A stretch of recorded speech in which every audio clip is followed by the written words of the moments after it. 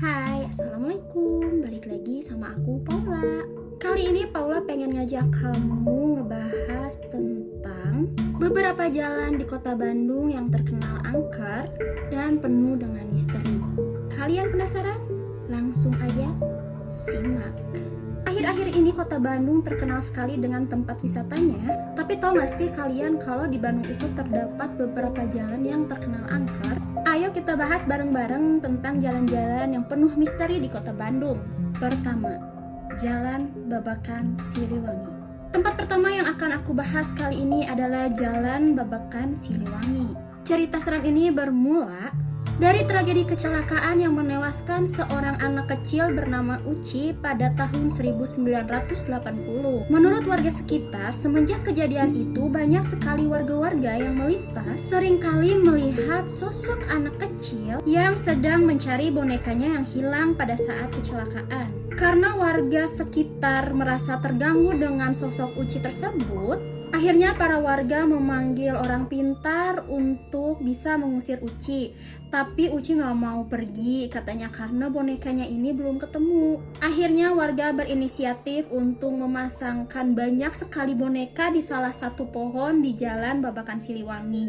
Akhirnya setelah dipasangkan boneka di pohon-pohon itu, Uci pun tidak pernah terlihat lagi dan tidak pernah mengganggu warga sekitar atau warga yang melintas di Jalan Babakan Siliwangi. Kedua, Jalan Cipaganti. Karena kurangnya penerangan di Jalan Cipaganti ini, ditambah lagi banyak banget sepanjang jalan tuh pohon-pohon menjulang tinggi, kian menambah suasana horor di jalan tersebut. Belum lagi nih teman-teman, di Cipaganti itu bangunan rumahnya itu kayak masih bangunan zaman dulu gitu, kayak masih bangunan zaman Belanda. Menurut cerita yang beredar, bahwa di Cipaganti ini terdapat sosok hantu pria tanpa berkepala. Nah, jadi teman aku ini pernah cerita kalau salah satu temannya pernah mengalami hal mistis di Jalan Cipaganti ini.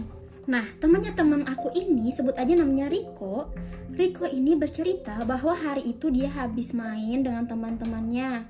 Karena keasikan dan lupa waktu, akhirnya Riko pulang ke arah Setiabudi melewati Jalan Cipaganti pada saat tengah malam. Tiba nih Riko melewati Jalan Cihampelas, lalu perempatan Cipaganti yang terdapat pom bensin. Karena pada saat itu keadaannya sedang lampu merah, akhirnya Riko pun menunggu beberapa saat untuk kembali lampu hijau.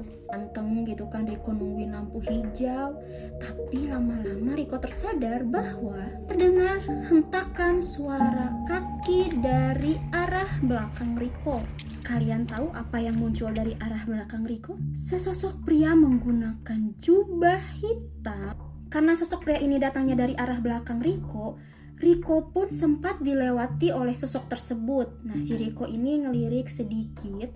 Dia melihat sosok pria ini seperti membawa sesuatu di tangannya. Riko pun akhirnya sedikit memberanikan diri katanya saat itu untuk melihat apa yang sedang dipegang oleh pria tersebut. Riko melihat pria tersebut sedang membawa sebuah kepala.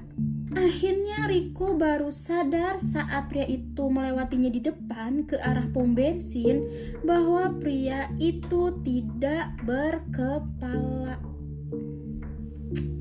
Setelah tersadar, akhirnya lampu pun berwarna hijau. Nah, Riko ini langsung cepet-cepet tancap gas, katanya pengen cepet-cepet sampai rumah karena ngeri juga ya teman-teman kalau kita yang ngalamin itu. Ketiga, Taman Maluku. Buat kalian yang melintasi Taman Maluku di siang hari, mungkin taman ini terkesan teduh dan asri.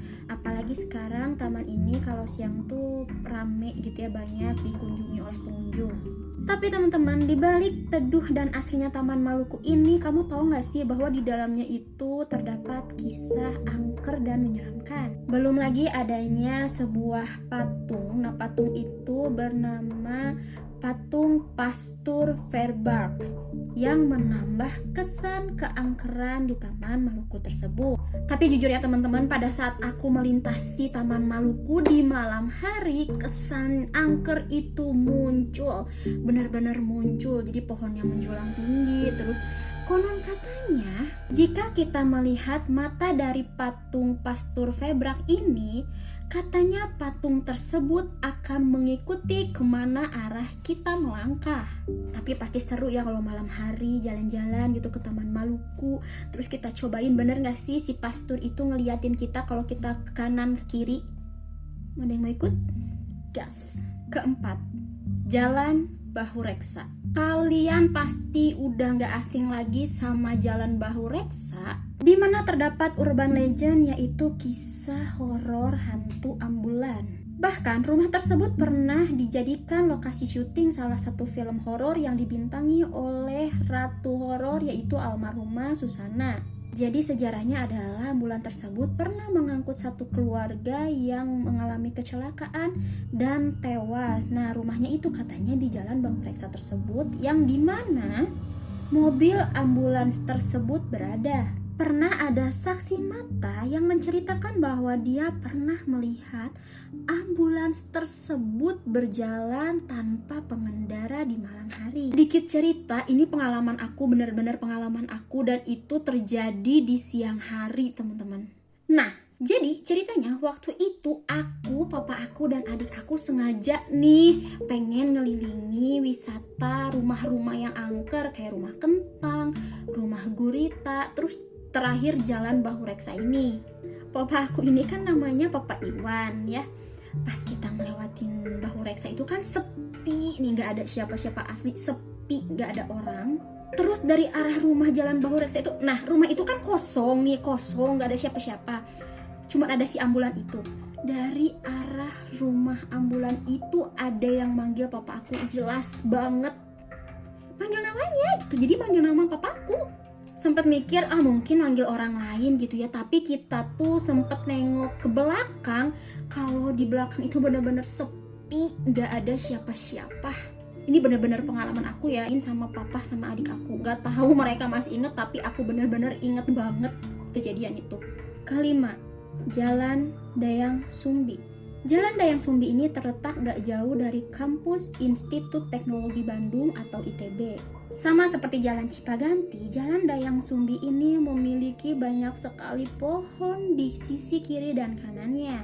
Jadi minim penerangan gitu, teman-teman. Kabarnya di Jalan Dayang Sumbi ini terdapat sebuah rumah tua angker. Nah, jadi di rumah tua itu terdapat sebuah garasi yang konon katanya garasi itu tidak pernah ditutup. Karena siapapun yang mencoba untuk menutup garasi tersebut akan terdengar suara ketukan dari dalam garasi tersebut. Dan itu terus menerus, semakin mengetuk, ketukan itu semakin kencang, akan terus berulang sampai pintu garasi terbuka kembali. Bahkan orang yang mencoba menutup garasi tersebut akan didatangi sosok penunggu dari rumah tua itu, teman-teman. Gak kerasa 5 cerita jalan angker di kota Bandung aku ceritain ke kalian. Aku ucapkan terima kasih buat teman-teman yang bersedia mendengarkan cerita aku dan menonton videoku sampai habis. Gak lupa aku ingetin kalian buat subscribe dan tekan tombol loncengnya biar kalian dapat notifikasi setiap aku upload video yang baru ya teman-teman. Biar aku makin semangat lagi bikin video-video selanjutnya. Terima kasih. Assalamualaikum warahmatullahi wabarakatuh.